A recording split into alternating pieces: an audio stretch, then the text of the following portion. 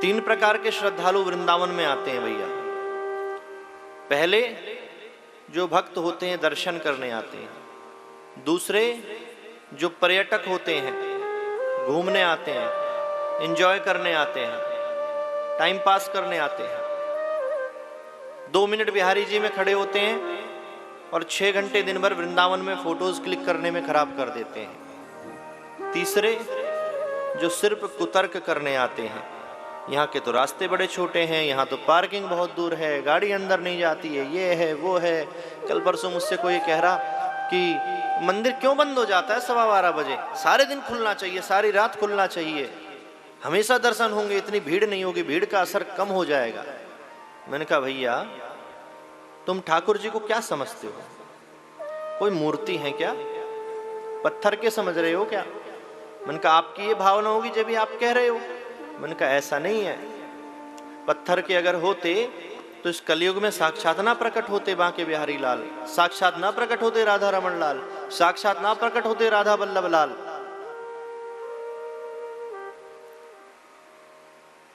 भावना जैसी भक्त की प्रगाढ़ हुई, प्रेम प्रगाढ़ हुआ, भगवान अपने आप प्रकट हो गए।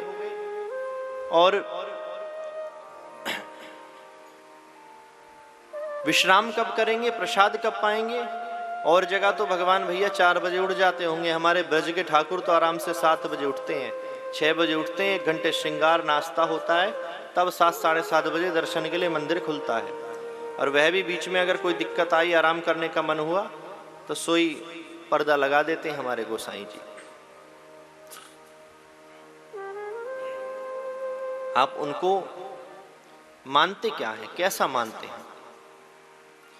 और मैं सिर्फ बिहारी जी के प्रति नहीं कह रहा, आपके लड्डू गोपाल के प्रति भी आपका ऐसा ही भाव होना चाहिए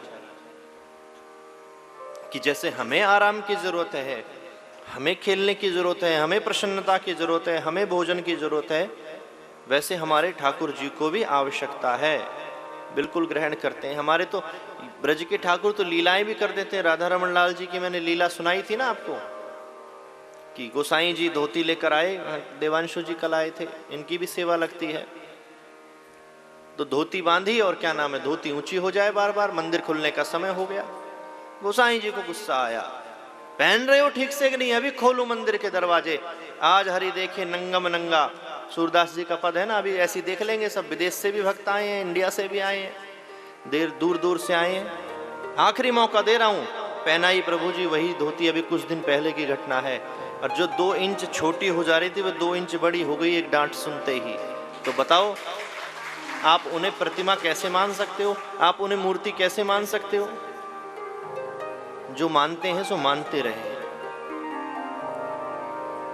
तो कुतर्क लोग भी आते हैं, पर्यटक भी आते हैं, दर्शनार्थी भी आते हैं, लेकिन मैं तो तीनों को ही देखता हूं और मुझे ऐसा लगता है कि चाहे दर्शनार्थी भी आया यहाँ पर एक बार वृंदावन चलने की इच्छा पैदा हुई, भगवान का चिंतन स्मरण तो किया ही होगा कि हम प्रेम मंदिर जाएंगे, हम बिहारी जी जाएंगे, और चिंतन स्मरण जब हुआ होगा तो क्षण भर के लिए तो मेरे गोविंद उसके मन मंदिर में बैठे ही होंगे, हाँ या ना बैठे होंगे, तभी अपने व्यस्ततम कार्यों को त्याग कर इतना समय निकालकर वह वृंदावन पधारा, चाहे तीनों में से कोई भी है।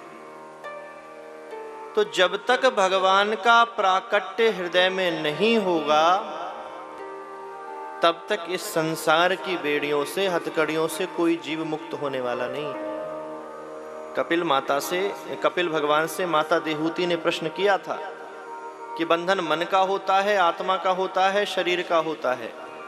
तो भगवान ने यही उत्तर दिया कि बंधन ना शरीर का होता है ना आत्मा का होता है, बंधन तो हमारे मन का होता है। मन ही हमें बंधन में बांधता है और मन ही सारे बंधनों को खोलता है। आपके मन ने चाहा तो सारे बंधनों को खोलकर आप वृंदावन आ गए।